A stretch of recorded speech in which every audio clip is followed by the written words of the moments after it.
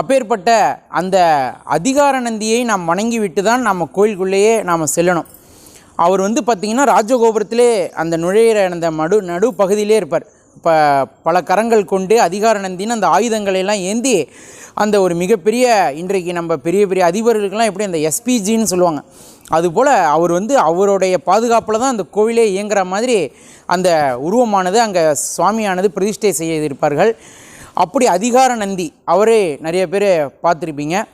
அதுபோல் நமக்கு திருவண்ணாமலையில் மிகப்பெரிய நந்தி, தஞ்சாவூரில் மிகப்பெரிய நந்தியம்பெருமான் இருப்பார். இப்படி திருமழப்பாடி அப்படிங்கிற ஒரு ஸ்தலத்தில் தான் நந்திக்கு விசேஷமான ஒரு அமைப்பு. இதுக்கு நடுவில் வேந்தன்பட்டிங்கிற ஒரு இடத்துல நந்திக்கு என்ன பண்ணுவாங்கன்னா, அவருக்கு பேரே நெய் நந்தி அப்படின்னு பேர். அவருக்கு எல்லா அபிஷேகங்கள்லாம் செய்து ஆராதனை செய்து ஃபுல்லாக நெய், நல்லா பசும் நெய்யினால் அவருக்கு ஒரு சந்தன காப்பு அலங்காரம் மாதிரி செய்து விடுவார்கள். அதில் விசேஷமே என்னென்னா, அது உருகி கீழே விழாது. ஒரு எறும்பு கூட அந்த நந்திக்கிட்ட போகாது. அது அந்த நந்தியம்பெருமான்கிட்ட மிகப்பெரிய ஆற்றல் இருக்கும்.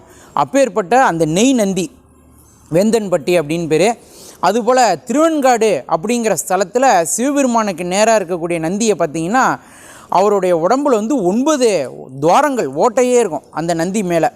அது என்ன அப்படின்னு கேட்டிங்கன்னா, அந்த நந்தியம்பெருமான் யமனை எதிர்த்து அங்கே சண்டையிடுறார். நந்தி சிவனை நோக்கி யமன் வரும் பொழுது அந்த யமனை நோக்கி நந்தி யுத்தம் செய்து, அப்போ அந்த யமன் அவருடைய ஆயுதத்தால் தாக்கிய அந்த 9 ஓட்டைகளும் அந்த துவாரங்களும் இன்றைக்கும் அங்கே இருக்கக்கூடிய நந்தியம்பெருமான் மேலே நம்ம பார்க்கலாம்.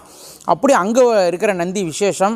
இப்படி பல நந்தியம்பெருமான்கள் மிக பல ஆலயங்களில் சிறப்பான தோற்றங்களில் பல அருள் பெரும் சக்தியோட நமக்கு இப்போ கர்நாடகா மாநிலம் அப்படின்னு நினைக்கிறேன், அந்த இடத்துல பார்த்திங்கன்னா கூட நந்தியோடைய வாயிலேருந்து தண்ணி வந்துட்டே இருக்குது. ஆனால் அது எப்படி வருது என்ன ஏதுன்னு தெரியல அப்படின்னு சொல்கிறாங்க. இப்படி பல ஆலயங்களில் பல விசேஷ தோற்றங்களில் இருக்கிறார். அதில் முக்கியமானவர் திருமழப்பாடி.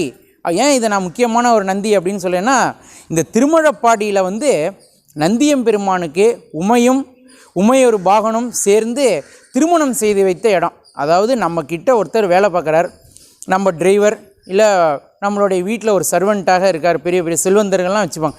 அப்படி நம்மக்கிட்ட இருக்கக்கூடிய நமக்கு கூடவே இருந்து எல்லா உதவிகளும் செய்யக்கூடியவங்களுக்கு நமக்கு என்னென்ன அவங்களுக்கு தேவையோ அதெல்லாம் நம்ம செய்து கொடுக்கறது தான் நம்மளுடைய கடமை.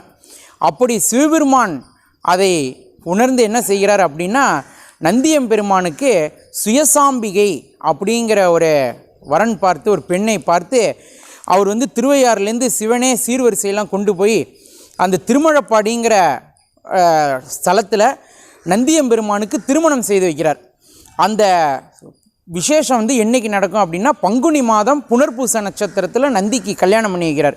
இப்படி நந்தியம்பெருமானுக்கும் சிவபெருமானுக்கும் உமா மகேஸ்வரருக்கும் அந்த நந்திக்கும் உள்ள அந்த தொடர்பு, அந்த பாண்டிங், அந்த இறை பக்தி அப்படிங்கிறது இன்னும் பல விஷயங்கள் நம்ம சொல்லிக்கொண்டே போகலாம். அதில் அப்படி தான் நந்தியம்பெருமானை நம்ம பிரதோஷ நாளில் வழிபடுறோம்.